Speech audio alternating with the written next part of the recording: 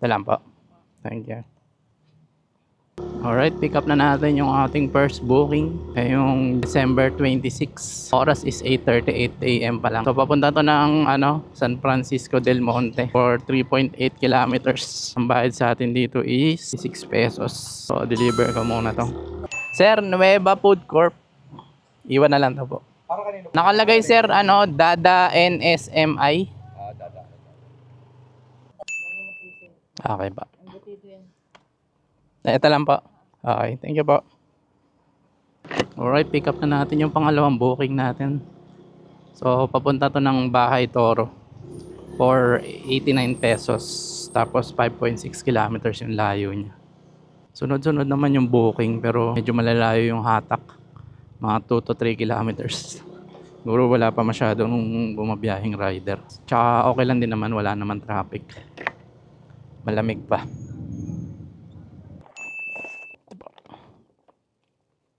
Tama, thank you po. Meron na tayong booking pero yung pick up 3 kilometers yung layo. Pero tingnan mo naman walang traffic. Pag ganitong oras, punong-puno na ng mga sasakyan dito eh. Pero ngayon tama lang, sakto lang.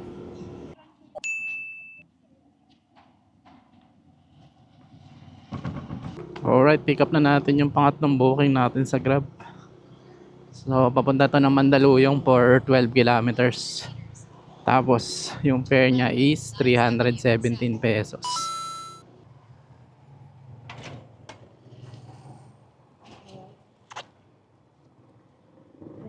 Thank you po. Aba. Ito lang sir. Alright, pick up na natin yung booking natin sa Grab. Papunta to ng Parañaque for 17 kilometers. Tapos ang fare niya 264 pesos. Thank you.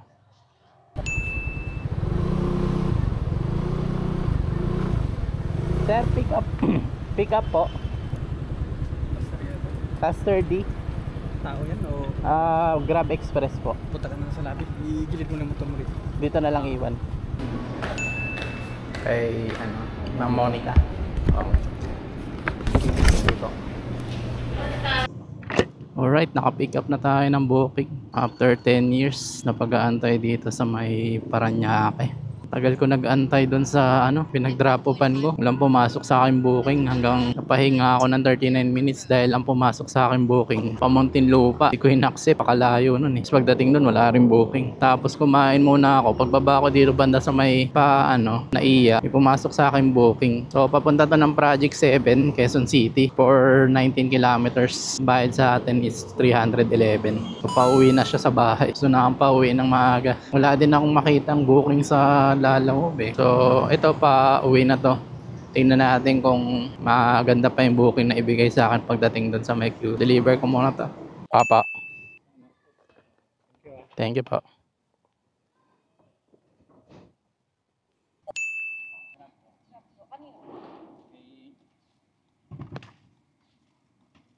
Marian Buko.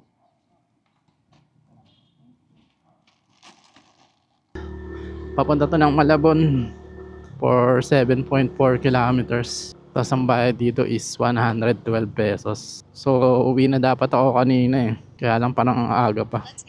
Alauna pa lang. So tatry ko lang kumuha ng mga booking ng malapitan. Hindi na ako kukuha ng malayuan. Pag binigyan ako malayo nito ni Grab, uwi na ako. So deliver ko muna. 177.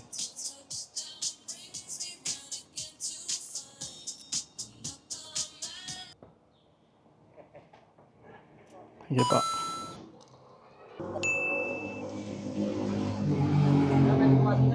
Ha? Pwede.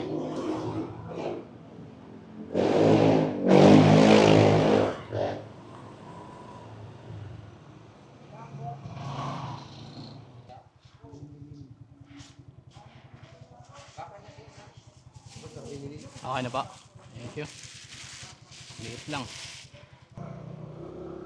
So naka-pick up na tayong booking kay Lalamove kasi napahinga tayo kay Grab Express. Layo ng bato sa akin ni Panobaliches. Hindi ko in-accept. So ito, pauwi na for 8 kilometers. Tapos ang bayad sa atin is 109 pesos. So deliver na muna natin to at uuwi na ako. Talang masarap kapag maaga kang bumiyahe. Maaga ka rin makakauwi. Thank you po. Alright, pauwi na tayo guys. So, dito na tayo ngayon sa Banawe. Malapit na sa bahay kaya uwi na ako. So ngayon naka 11:49 sa loob ng 6.5 hours. Start ako ng 8:30. Ngayon mag-aalas 3 na. So, kumuha ako ng Lalamove pang uwi dito sa malapit sa bahay. Kasi napahinga na ako sa Grab kanina. Okay naman yung biyahe ngayon. Pa din. Sunod-sunod pa rin yung booking. Tapos ang masarap doon, wala pang traffic. Kaya sarap bumiyahe. Kanina umaga, hindi nga masyado mainit. Tsaka ngayon parang hindi ganun kainit. Kasi hindi rin umulan. Kaya masarap bumiyahe. Masarap pa sana bumiyahe kasi maaga-aga po. Mag-aalas 3 pa lang. Pero kapag malapit ka na kasi sa bahay, parang tinatamad ka na. Parang nararamdaman mo na yung pagod. Kumpara yung pag mas malayo, mas ganado ka pang bumiyahe. Pero pag malapit ka na sa bahay, tatamad din ka nang lumayo eh. Kaya yun, uwi na tayo. Biyahe ulit tayo bukas. So yun lang, maaga tayo ngayon kasi maaga tayo maaga tayo nakalabas. So salamat ulit sa panonood. Bye bye.